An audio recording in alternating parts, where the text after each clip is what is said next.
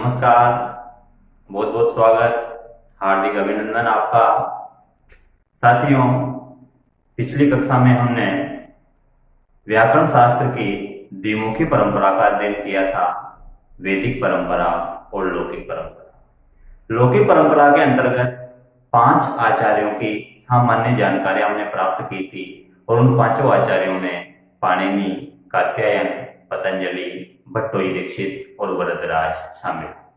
उन 5 आचार्यों में सर्वाधिक महत्वपूर्ण आचार्य थे पाणिनि, कात्यायन और पतंजलि, जिन्हें हम संयुक्त रूप से त्रिमुनि कहते हैं। साथियों, परीक्षा चाहे फर्स्ट ग्रेड की हो, सेकंड ग्रेड की हो, नेट, सेट, रीट, कोई सी भी हो, ये त्रिमुनि बहुत महत्वपूर्ण है। इनमें से निश्चित रूप से हर बार प्रश्न आता है। पिछली बार रीट भर्ती परीक्षा में भी इस टॉपिक में से प्रश्न आया है। उसमें एक प्रश्न पूछा गया था कि महाभाष्यम इति कस्य रचना वर्तते, महाभाष्य किसकी रचना है, और उसका उचित उत्तर था पतंजलि।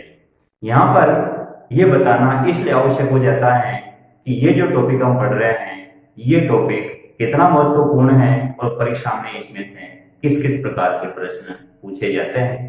तो इन 5 आचार्यों में से जो प्रथम 3 आचार्य हैं, इनका हम विस्तार पूर्वक अध्ययन करेंगे। तो आइए, आज का अपना टॉपिक होगा त्रिमुनि का परिचय।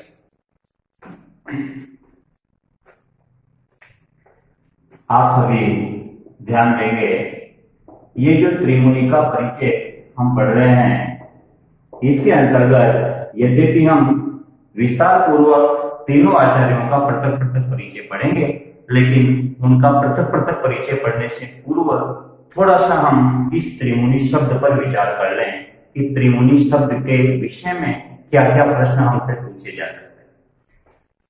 त्रिमुनि शब्द के विषय में यदि कोई प्रश्न यदि पूछा जाता है तो सबसे महत्वपूर्ण बात तो यह है, सर्वप्रथम त्रिमुनि का स्वरूप क्या होगा। यदि त्रिमुनि शब्द में से कोई प्रश्न पूछा जाएगा तो सर्वाधिक संभावना हमें यह है कि इसमें से प्रश्न पूछेंगे कि त्रिमुनि शब्द से कह स्वरूप, स्वरूप का अर्थ क्या है। स्वरूप का अर्थ है कि त्रिमुनि के अंतर्गत कौन कौन से आचार्य परिगणित होते हैं, कौन कौन से आचार्य शामिल होते हैं। तो ध्यान रहे, त्रिमुनि के अंतर्गत सर्वप्रथम पाणिनि, द्वितीय आचार्य होंगे कात्यायन और तृतीय आचार्य होंगे पतंजलि। यहाँ पर कात्यायन के विषय में आपको एक बात अवश्य याद रखनी है कि कात्यायन का मूल नाम वररुचि है। तो हो सकता है परीक्षा में ऑप्शन के रूप में आपको कात्यायन नाम मिले ही नहीं। ध्यान रहे, अगर कात्यायन नाम नहीं मिलता है तो निश्चित रूप से वहां पर आपको वररुचि नाम दिखाई देगा, क्योंकि ये आचार्य कात्यायन का मूल नाम है। और त्रिमुनि में जो अंतिम आचार्य हैं वह है आचार्य पतंजलि। इसमें से जो प्रश्न बनेगा उस प्रश्न की प्रकृति क्या होगी। देखिए, सबसे पहले प्रश्न पूछा जाएगा, त्रिमुनि इत्यस्मिन् कः आचार्य न परिगण्यते। त्रिमुनि में कौन से आचार्य की गणना नहीं होती। यदि ये प्रश्न आता है, विकल्प विद्यमान होंगे, पाणिनि, कात्यायन, वरदराज, पतंजलि। तो निश्चित रूप से आपका उत्तर होगा वरदराज। ये मैंने एक प्रश्न की प्रकृति बताई आपको कि इस बिंदु में से अगर प्रश्न पूछा है तो वह किस टाइप से पूछा जाएगा। चाहे हम टॉपिक कोई सा भी पढ़े, ध्यान रहे आप पढ़ते समय इस चीज की कल्पना अवश्य कर लें कि ये जो चीज हम पढ़ रहे हैं इसमें से प्रश्न किस किस प्रकार से बन सकता है, ताकि अनुमानित उत्तर हमें पहले से पता रहे। पहली बात हुई स्वरूप की। इसके बाद दूसरे बिंदु पर आते हैं, त्रिमुनि शब्द में कौन सा समास है। अगर त्रिमुनि शब्द में समास का नाम पूछा जाता है तो निश्चित रूप से आपकी दृष्टि, आपकी सोच द्विगु समास की तरफ जा रही होगी। स्वाभाविक है, कारण कि संख्या पूर्व द्विगु, जिस पद का पूर्व पद संख्यावाचक होता है वह द्विगु समास होता है। स्वाभाविक है, आप द्विगु समास के विषय में सोच रहे होंगे, और यदि आप द्विगु समास के विषय में सोच रहे हैं तो निश्चित रूप से आपका उत्तर गलत होगा। उसका कारण है कि यह एक अपवाद है और अपवाद स्वरूप त्रिमुनि शब्द में अव्ययी भाव समास हो। अब यहां पर यदि प्रश्न आया त्रिमुनि इत्यस्मिन् पदे कर समास, आंसर होगा अव्ययी भाव। ठीक है, अपवाद है और इसमें निश्चित रूप से आपको कोई द्वंद्व में नहीं रहना। अव्ययी भाव मतलब अव्ययी भाव। लघु सिद्धांत कौमुदी में इसके विषय में स्पष्ट नियम है कि इसमें अव्ययी भाव समास।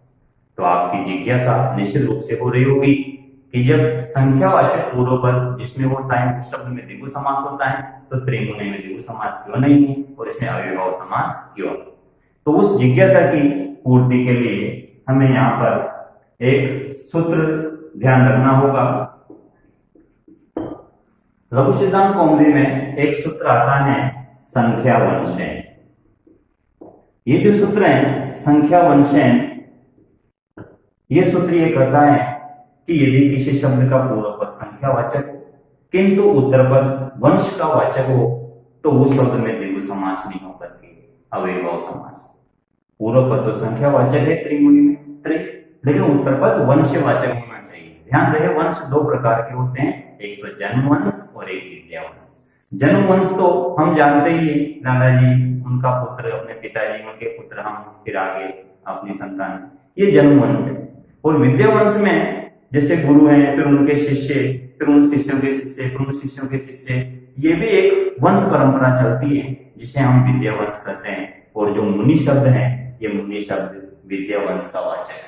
तो पूर्व पद संख्यावाचक और उत्तर पद वंशवाचक होने के कारण इस त्रिमुनि शब्द में संख्या वंशेन इस सूत्र के नियम से अव्ययी भाव समास होगा। यदि इस शब्द में अव्ययी भाव समास है तो उसका समास विग्रह क्या होगा? तो यहाँ पर हमें त्रिमुनि शब्द के समास विग्रह के बारे में भी जानकारी प्राप्त कर लेनी चाहिए। यदि समास का नाम न पूछ करके समास विग्रह पूछ लिया जाता है, त्रिमुनि इति पदस्य विग्रह का, अगर इसमें द्विगु समास होता तो हमारे लिए विग्रह करना आसान हो जाता। द्विगु समास का विग्रह तो समाहार अर्थ में होगा, तो निश्चित रूप से हम समास विग्रह के रूप में ये विकल्प उचित मानते कि त्रयाणाम मुनीनाम समाहार इति त्रिमुनि। चूंकि इसमें द्विगु समास नहीं है, इस कारण इसका विग्रह भी इस समाहार अर्थ में नहीं होगा और इसका जो उचित समास विग्रह होगा वो होगा त्रय मुनय व्याकरणस्य। त्रय मुनय व्याकरणस्य बराबर त्रिमुनि। तो ध्यान रहे यदि त्रिमुनि शब्द में समास का नाम पूछा जाता है तो इसमें कुछ बच्चे द्विगु लगा सकते हैं आंसर के रूप में, गलत उत्तर। लेकिन यदि इसमें समास विग्रह पूछा जाता है तो कुछ बच्चे नहीं, अधिकांश बच्चे इसका विग्रह वही लगाएंगे त्रयाणाम मुनीनाम समाहार, जो एक गलत उत्तर होगा। तो आप ध्यान देंगे कि त्रिमुनि शब्द का समास विग्रह त्रय मुनय व्याकरणस्य होगा। इनको स्पष्ट रूप से आप याद रख लेंगे। त्रिमुनि शब्द के विषय में ये चार जानकारियां हमने प्राप्त की जो परीक्षा की दृष्टि से अति महत्वपूर्ण है। एक तो त्रिमुनि पद का स्वरूप, एक इसमें समास और समास से संबंधित सूत्र और इसका समास विग्रह। सूत्र के संबंध में प्रश्न बनेगा तो वो किस प्रकार से बनेगा? यदि प्रश्न आता है त्रिमुनि इत्यस्मिन् पदे अव्ययी भाव समासेन संबंधितम सूत्रम किम, त्रिमुनि पद में जो अव्ययी भाव समास है उस अव्ययी भाव समास से संबंधित सूत्र कौन सा है? तो फिर विकल्प में आपको यदि संख्या वंशेन नजर आता है तो आप ये विकल्प चयन करें। तो प्रिय विद्यार्थियों, साथियों, हमने त्रिमुनि शब्द के विषय में ये चार जानकारियां प्राप्त की हैं। अब हम त्रिमुनि के अंदर प्रवेश करते हैं और त्रिमुनि में जो तीन आचार्य आते हैं, पाणिनि, कात्यायन और पतंजलि, उन तीनों आचार्यों में से हम प्रत्येक आचार्य का पृथक पृथक परिचय विस्तार पूर्वक पढ़ते हैं। तो आइए सर्वप्रथम हम पाणिनि का परिचय पढ़ते हैं। इनको आप एक बार पूरा पढ़ ले, पूरा वीडियो अच्छे से देख ले, समझ ले, उसके बाद दोबारा इस वीडियो को रिपीट करके और बीच बीच में पॉज करते हुए और आप इन चीजों को अपने नोटबुक में एज इट इज ऐसे कैसे नोट कर लीजिएगा। त्रिमुनि का परिचय हमने पढ़ा। अभी हमने त्रिमुनि शब्द को बाहर से समझा है। अब त्रिमुनि के अंतर्गत जो तीनों आचार्य आते हैं, इन तीनों आचार्यों को हम पृथक पृथक पढ़ते हैं। सर्वप्रथम हम लेते हैं पाणिनि का परिचय। पाणिनि के परिचय में सबसे पहली बात हम इस शब्द के विषय में सीखें, शब्द के विषय में जानें।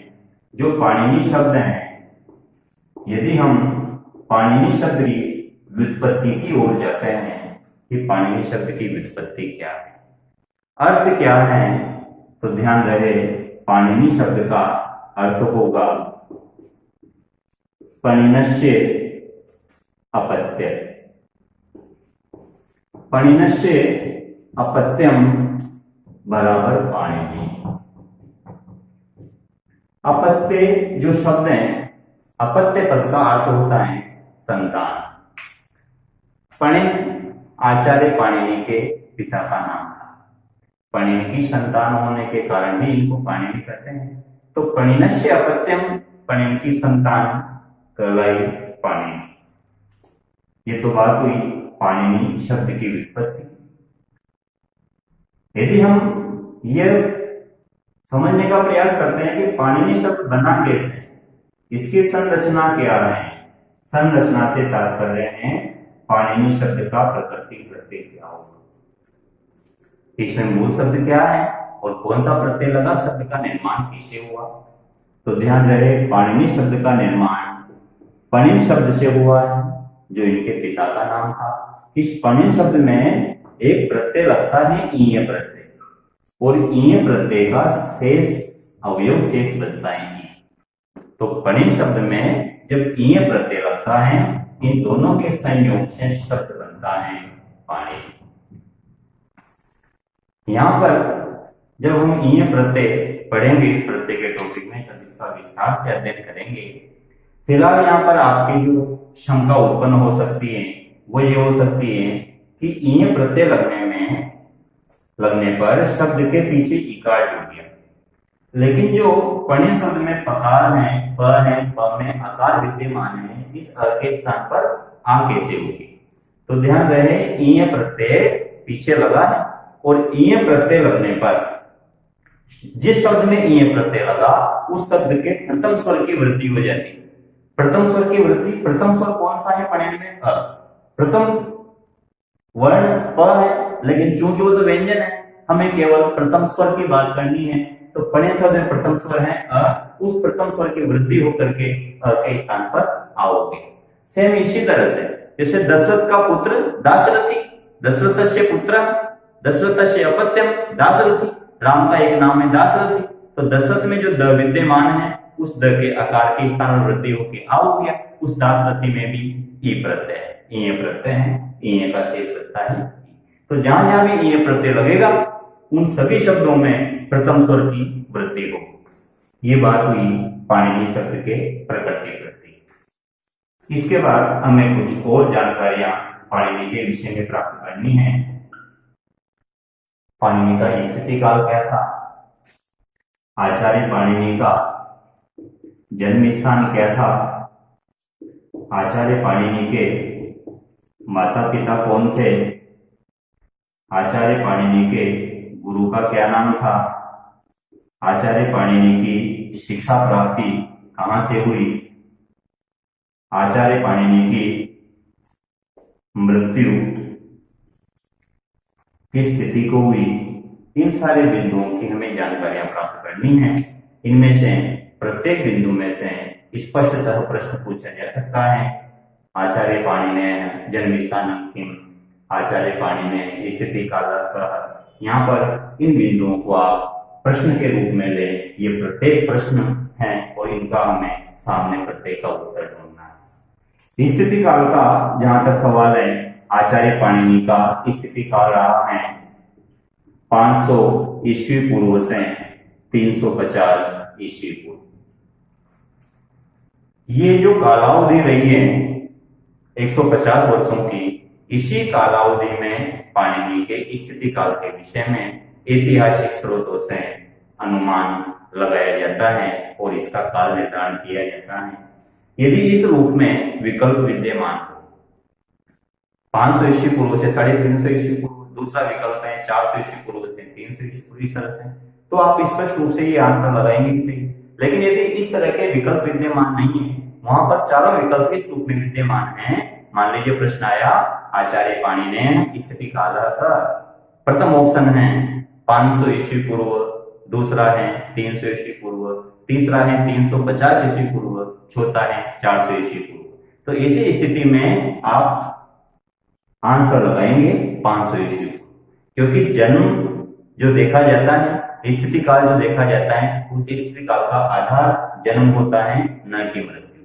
तो ध्यान दीजिएगा, अगर यदि हमसे विकल्प के रूप में हमें यदि एक ही सन दिया है, कालावधि दी हुई नहीं है, तो आपका उत्तर होगा 500 ईस्वी पूर्व। ये तो बात हुई स्थिति काल की। स्थिति काल से आगे बढ़कर अब हम आते हैं जन्म स्थान के।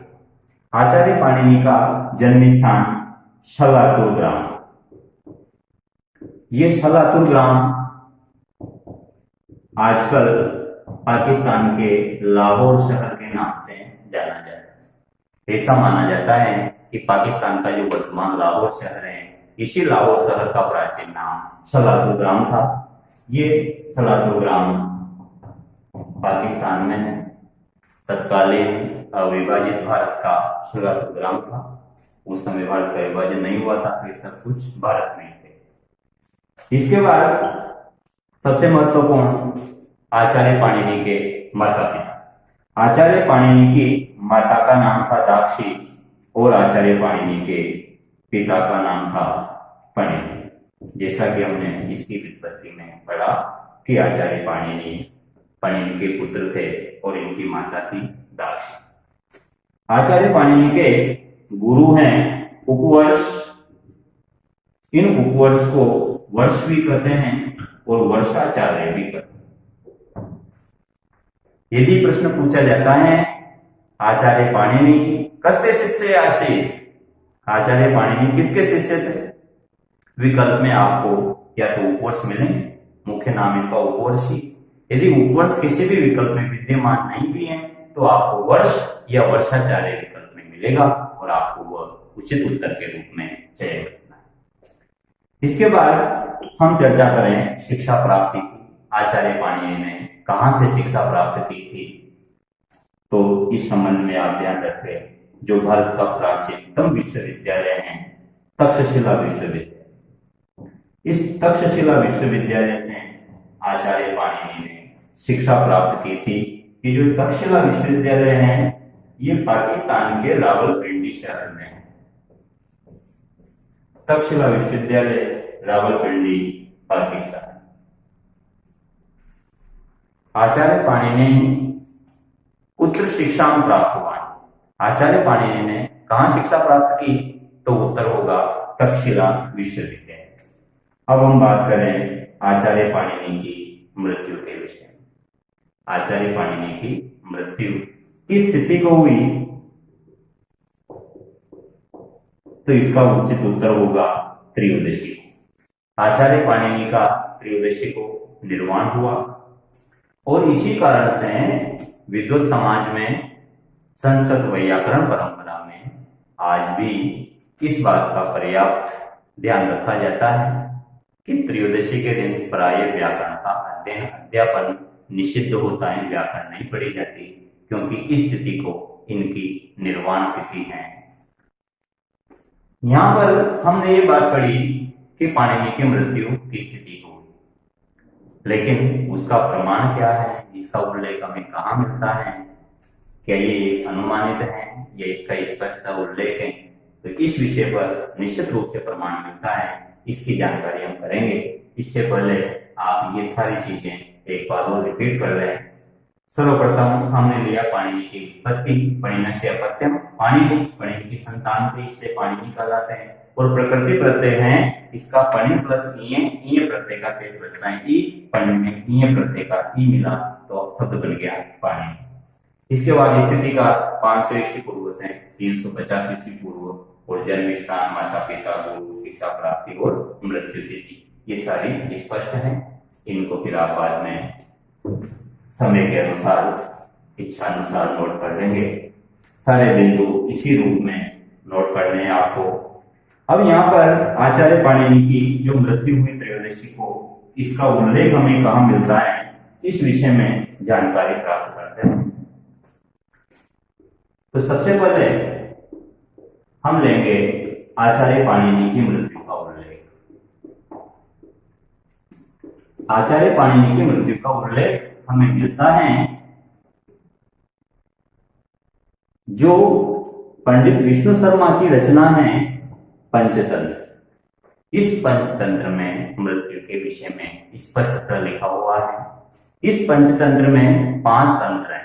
उन 5 तंत्रों में जो द्वितीय तंत्र है मित्र लाभ, उस मित्र लाभ में पाणिनि की मृत्यु के विषय में स्पष्ट पंक्ति हमें मिलती है। तो इसका उत्तर होगा पंचतंत्र के मित्र लाभ। आचार्य पाणिनि मृत्यु उल्लेख उत्तर वर्तते। आचार्य पाणिनि की मृत्यु का उल्लेख कहाँ, वो जो उत्तर होगा पंचतंत्र।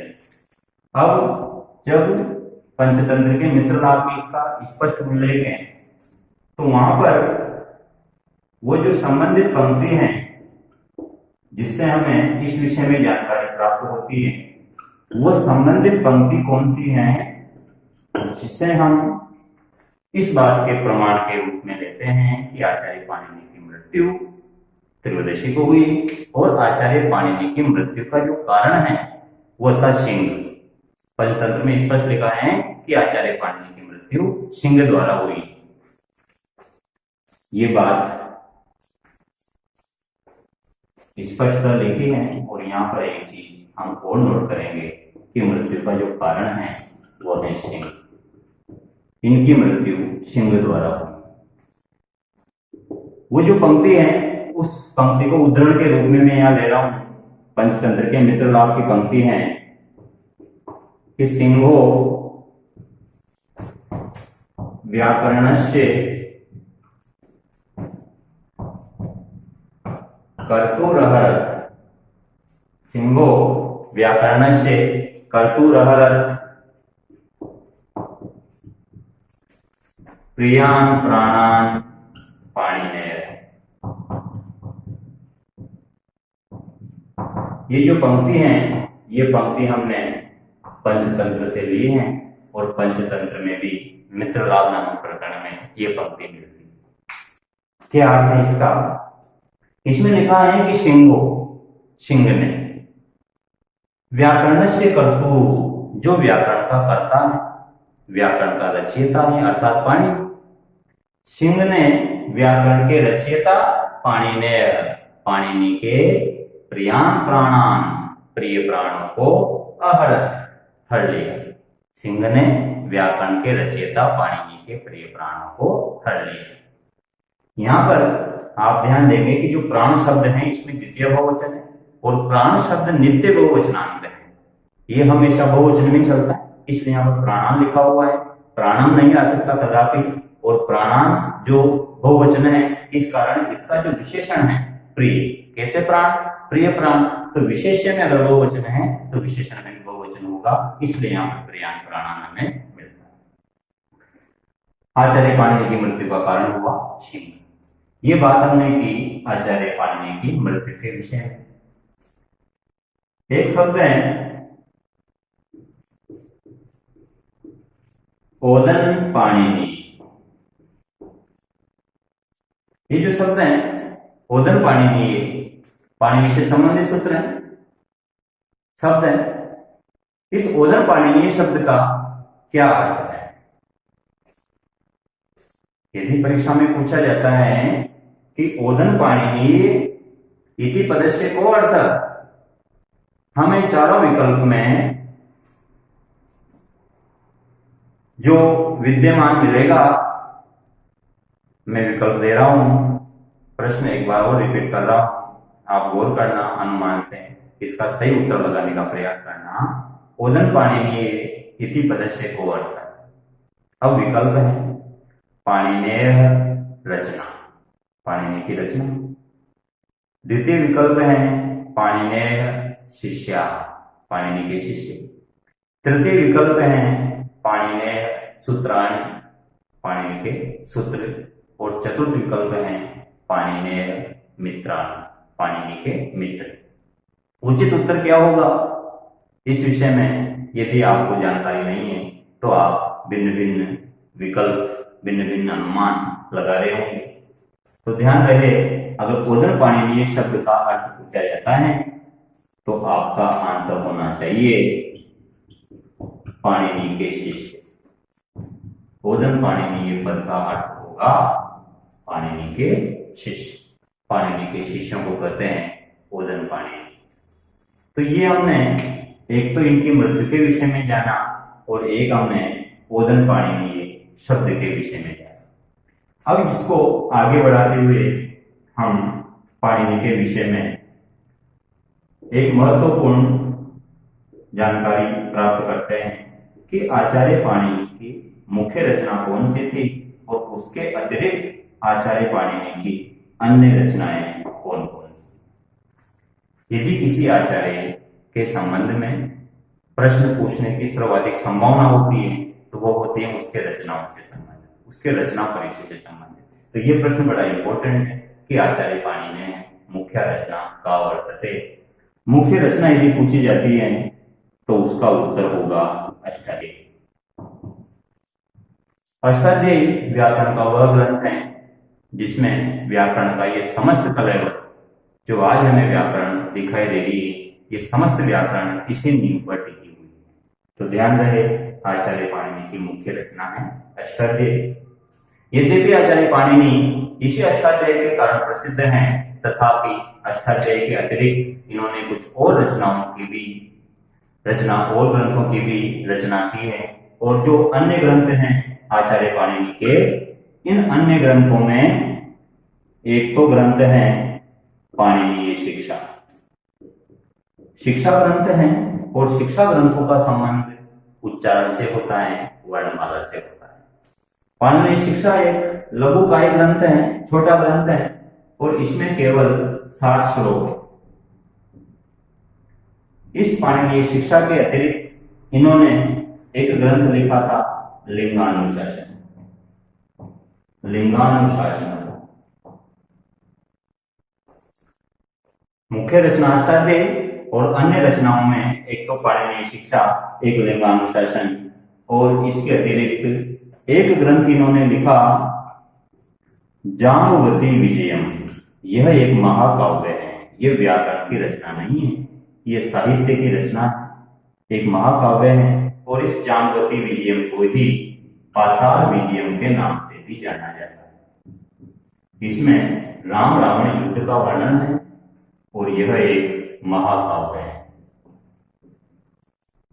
ये जो जाम्बवती विजय महाकाव्य है, ये रामायण आश्रित महाकाव्य है। इसकी विषय वस्तु रामायण से ली गई है। यदि पूछ लिया जाए जाम्बवती विजयम इति महाकाव्यस्य उपजीव्यम किम, जाम्बवती विजयम महाकाव्य का उपजीव्य क्या है। उपजीव्य से मतलब स्रोत, जहां से उसकी विषय वस्तु ली गई है। तो ध्यान रहे, जाम्बवती विजय महाकाव्य का उपजीव्य होगा रामायण। और रचयिता का नाम पूछा जाता है तो वो तो स्पष्ट पाणिनि में लगा नहीं। तो मुख्य रचना और अन्य रचनाएं ये हमने पढ़ी। मुख्य रचना तो याद रखनी है, लेकिन साथ में आप अन्य रचनाओं को भी दृष्टि में रखेंगे। हो सकता है इस प्रकार का प्रश्न आ जाए, एतेषु पाणिनेः रचितः ग्रंथः पाणिनिना रचितः ग्रंथः नास्ति या एतासु पाणिनेः रचना नास्ति। इनमें से कौन सी पाणिनि के सामने? अब ऑप्शन है महाभाष्य, अष्टाध्यायी, लिंगानुशासन, पाताल विजयम। तो आपका आंसर होगा महाभाष्य। तो इस प्रकार के प्रश्न का उत्तर देने के लिए हमें मुख्य रचना के साथ साथ अन्य रचनाओं के विषय में भी ध्यान रखना है। ये बात हुई आचार्य पाणिनि की रचना और इसकी मृत्यु की। और साथ में हमने ये भी सीखा कि पाणिनि से संबंधित जो एक शब्द है ओदन पाणिनि, उस ओदन पाणिनीय शब्द का क्या अर्थ है। ओदन पाणिनीय शब्द का अर्थ था पाणिनि के शिष्य। अब यहाँ पर हम इस श्रृंखला को आगे बढ़ाते हैं और सर्वप्रथम हम लेते हैं कि जो आचार्य पाणिनि है इन आचार्य पाणिनि के अपर नाम क्या क्या है? पाणिनि को किन किन अन्य नामों से हम जानते हैं? क्या पाणिनि को दाक्षी पुत्र कहते हैं क्योंकि इनकी मां का नाम दाक्षी था? जी हाँ, बिल्कुल, पाणिनि का एक उपनाम है दाक्षी पुत्र। दाक्षी के पुत्र होने के कारण इन्हें दाक्षी पुत्र कहते हैं। पाणिनि का एक उपनाम है शलातुरी। इनको शलातुरी इस कारण कहते हैं क्योंकि पाणिनि का जन्म स्थान शलातुर नाम का गांव था, वहां के निवासी थे, इसलिए इनको शलातुरी कहते हैं। एक आचार्य पाणिनि को हम कहते हैं प्रथम मुनि। त्रिमुनि में इन्हें प्रथम स्थान प्राप्त है। सर्वप्रथम पाणिनि का नाम लिया जाता है, स्थिति काल में भी पाणिनि सबसे पहले हैं। इन्हें प्रथम मुनि कहते हैं और प्रथम मुनि के साथ साथ इन्हें हम व्याकरण शास्त्र का आदि आचार्य भी कहते हैं। तो इनके उपनामों में दाक्षीपुत्र, शलातुरी, प्रथम मुनि, आदि आचार्य और एक सबसे महत्वपूर्ण कि इनको सूत्रकार के नाम से भी जाना जाता है। सूत्रकार इसलिए कहते हैं क्योंकि इन्होंने व्याकरण के सूत्रों की रचना की। अष्टाध्यायी में व्याकरण के सूत्र ही सूत्र है, पूरे सूत्रात्मक ग्रंथ है, सूत्र ग्रंथ है और सूत्रों की रचना करने के कारण पाणिनि को सूत्रकार कहते हैं। एक इनका अन्य उपनाम शालंकी भी है और इनको आदिक भी कहते हैं। तो ये समस्त उपनाम अपर नाम आप इनके ध्यान रखेंगे। इन उपनामों में जो महत्वपूर्ण है, जो आपको याद रखने ही है, उनमें एक तो है सूत्रकार, एक है आदि आचार्य और एक है शलातुरी। ये कुछ नाम आप विशेष रूप से ध्यान रखेंगे। ये बात हुई पाणिनि के जीवन परिचय और इनकी रचना परिचय से संबंधित। अब यहां पर हमने पढ़ा कि पाणिनि की मुख्य रचना अष्टाध्यायी है। तो इसी क्रम में हम थोड़ा अष्टाध्यायी के विषय में जानकारी प्राप्त करेंगे। ये तो इसका जीवन परिचय हुआ। अब इनका हम रचना परिचय लेंगे, इसकी रचना परिचय को विस्तार पूर्वक पढ़ेंगे। तो इनको आप नोट कर लीजिएगा। रचना परिचय में आचार्य पाणिनि की जो मुख्य रचना है वो है अष्टाध्यायी। यदि प्रश्न बनता है तो निश्चित रूप से अष्टाध्यायी से प्रश्न बनेगा।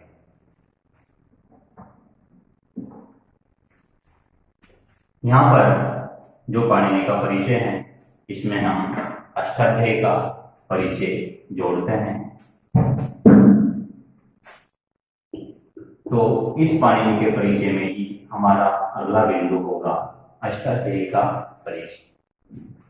सबसे पहला प्रश्न अष्टाध्यायी में से सबसे महत्व कि अष्टाध्यायी कस्य कृति वर्तते। अष्टाध्यायी किसकी कृति है, अष्टाध्यायी किसकी रचना है? तो इसका उचित उत्तर होगा पाणिनि। इसके अलावा क्या क्या प्रश्न इस रचना में से पूछे जा सकते हैं, थोड़ा सा पहले हम उन समस्त संभावित प्रश्नों के विषय में जान लेते हैं। एक तो अष्टाध्यायी के रचयिता कौन है। दूसरा प्रश्न ये भी बन सकता है कि अष्टाध्यायी का उपनाम क्या है, अष्टाध्यायी को अन्य किस नाम से जाना जाता है। एक जो अष्टाध्यायी है, इस अष्टाध्यायी पद में कौन सा समास है और यदि समास है तो उसका समास विग्रह क्या होगा। अष्टाध्यायी में कुल कितने सूत्र हैं, सूत्र संख्या कितनी है इसमें, और जो सूत्र हैं उनमें से प्रथम सूत्र कौन सा है और अंतिम सूत्र कौन सा है। क्या अष्टाध्यायी की किसी आचार्य ने, किसी विद्वान ने व्याख्या की है तो उस व्याख्या का क्या नाम है, उस टीका का क्या नाम है। टीका को कहते हैं व्याख्या, टीका ग्रंथ को व्याख्या ग्रंथ कहते हैं। ये सारे ऐसे बिंदु हैं जिनमें से प्रश्न बनने की नितांत संभावना है। सबसे पहले बिंदु पर हम विचार करें रचयिता। तो इस बिंदु पर विचार करने की ज्यादा आवश्यकता नहीं है क्योंकि ये सभी आपको ज्ञात है कि अष्टाध्यायी आचार्य पाणिनि की रचना है। तदुपरांत दूसरा बिंदु आता है उपनाम। ये बड़ा इंपॉर्टेंट है। उपनाम के विषय में हमने जो पिछली कक्षा में चार्ट बनाया था, वहां पर मैंने आपको बताया था कि अष्टाध्यायी को ही आचार्य पतंजलि ने शब्दानुशासन कहा है। तो ध्यान रहे, अष्टाध्यायी का उपनाम है शब्दानुशासन। इसके बाद आते हैं समास में। अष्टाध्यायी पद में कौन सा समास है? तो यहाँ पर इसमें पूर्व पद के रूप में हमें संख्यावाचक शब्द नजर आ रहा है, तो ये स्वाभाविक रूप से द्विगु समास है। इस विषय में कोई अपवाद भी नहीं है, न ही इसका कोई विशेष सूत्र से संबंध है। एक सिंपल सा सामान्य सा सूत्र है, संख्या पूर्व द्विगु। उसी सूत्र से इसमें जो द्विगु समास है वो समास होता है। तो इसमें द्विगु समास, क्योंकि इसका पूर्व पद संख्यावाचक है, संख्या पूर्व द्विगु, ये सामान्य सा नियम है। उस परिभाषा के आधार पर इसमें द्विगु समास हो जाता है। और समास करने के लिए फिर जो आगे है वो तद्धितार्थ उत्तरपद समाहार्य है, उस सूत्र से इससे समाहारक में समास होता है। वो फिर विस्तार पूर्वक हम समास में पढ़ेंगे सूत्रों के साथ में। फिलहाल हम पाणिनि का परिचय ले रहे हैं, तो बस इसमें इतना सा आप ज्ञान प्राप्त कर लीजिए कि अष्टाध्यायी पद एक समास है, आंसर देना है द्विगु समास। अब इसका समास विग्रह क्या होगा? क्योंकि इसमें द्विगु समास है, तो इसका जो समास विग्रह है वो समाहार अर्थ में होगा। अष्टानाम अध्यायानाम समाहार। अष्टानाम अध्यायानाम समाहार बराबर अष्टाध्यायी। तो अष्टाध्यायी इति पदस्य विग्रह का, इसका क्या विग्रह है? आंसर देना है आपको अष्टानाम अध्यायानाम समाहार बराबर अष्टाध्यायी। अब बात करें हम सूत्र संख्या की। अभी हमने पढ़ा था कि पाणिनि को सूत्रकार कहते हैं, इसलिए कहते हैं क्योंकि पाणिनि ने अष्टाध्यायी में संपूर्ण व्याकरण के सूत्र लिखे हैं। और अष्टाध्यायी में जो सूत्र हैं, तो कुल कितने सूत्र आचार्य पाणिनि ने अष्टाध्यायी में लिखे हैं? तो यहाँ पर सूत्र संख्या आपको प्रत्येक आचार्य के अनुसार अलग अलग अनुमान लगाते हैं। अलग अलग ग्रंथों में, अलग अलग टीकाओं में सूत्र संख्या में कुछ कुछ भिन्नता दिखाई देती है। 3965 भी कहीं मिलते हैं, कहीं 3978 मिलते हैं, किसी रचना में 3995 भी मिलते हैं।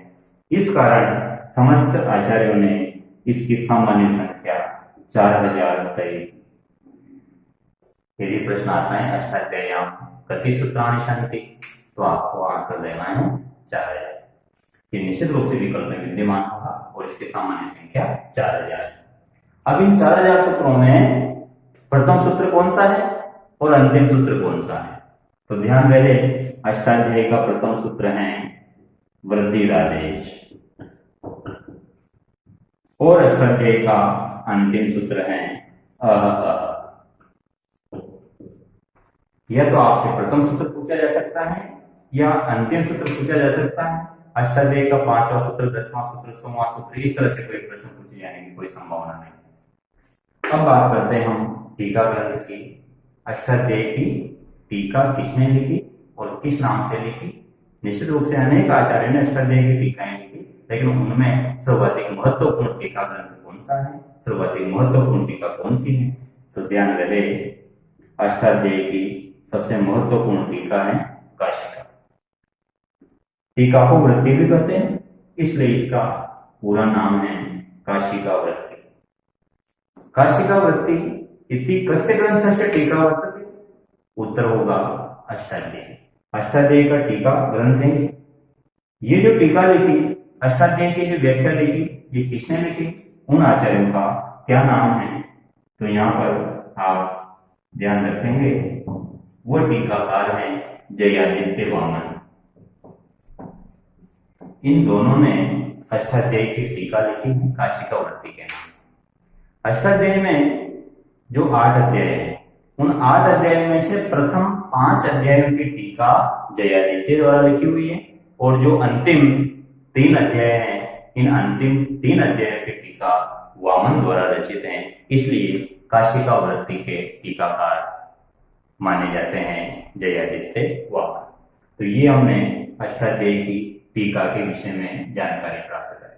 अब इसी क्रम को थोड़ा सा आगे बढ़ाते हुए अष्टाध्यायी के संबंध में थोड़ा सा हम और परिचय प्राप्त करें।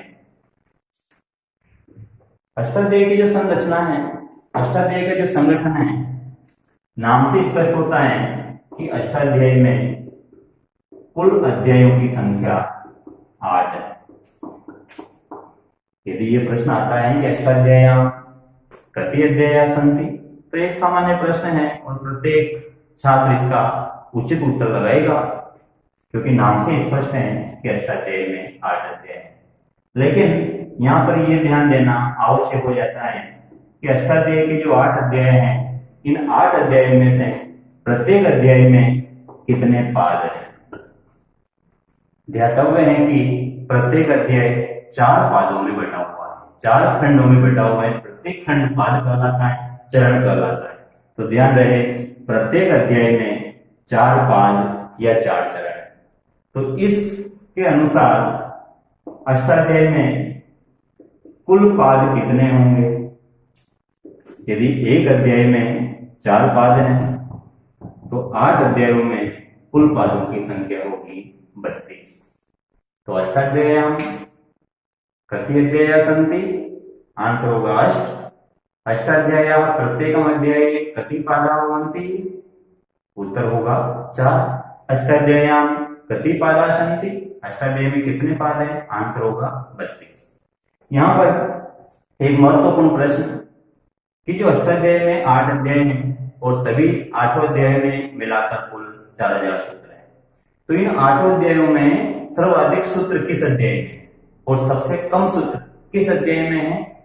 इट मीन्स अष्टाध्यायी का सर्वाधिक या बृहत्तम अध्याय कौन सा है और अष्टाध्यायी का सर्वाधिक लघु अध्याय कौन सा है। तो ध्यान रहे, सूत्र संख्या के अनुसार अष्टाध्यायी में सर्वाधिक सूत्र हमें मिलते हैं षष्ठाध्यायी।